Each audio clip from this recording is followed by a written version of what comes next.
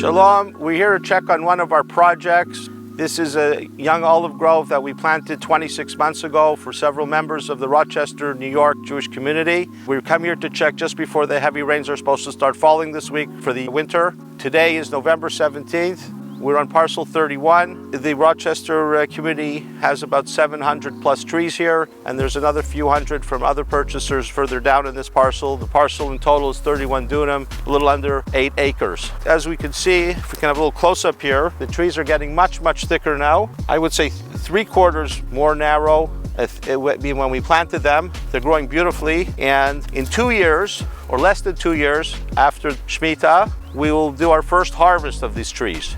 Because we fully observe Shmita, we will only trim, we won't plow at all, we will only trim around trees when the growth of weeds and thorns gets high and starts choking the tree. That's all we're allowed to do by the rabbis, otherwise we have to leave it. In addition, we can't do pruning.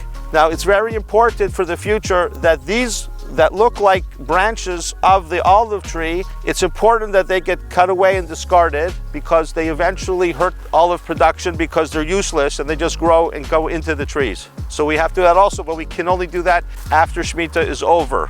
In addition, as we'd like to remind our friends and customers, we do not use the Hebrew term resus. We do not use any herbicides, pesticides, any chemical spraying whatsoever. So in addition to not working on during Shmita, the growth of the weeds and the growth of the thorns will be tremendous, which will force us in some cases to just trim around trees to stop them from dying. We expect this to be a good winter, please God, and that we should progress nicely. In about 22 months from now, when Shmita will be over, these trees will not have passed Orla yet. The following year they will. Once they pass Orla, we'll do our first harvest. We don't expect, obviously, the same kind of harvest the first time as we'll have, let's say, after the third or fourth time when the trees are not 4 years old, when the trees are 7 or 8 years old. But we do anticipate progress in the weight of olives and in the total volume of oil as we have in our Rosh Hashanah projects. This project is a win-win-win situation.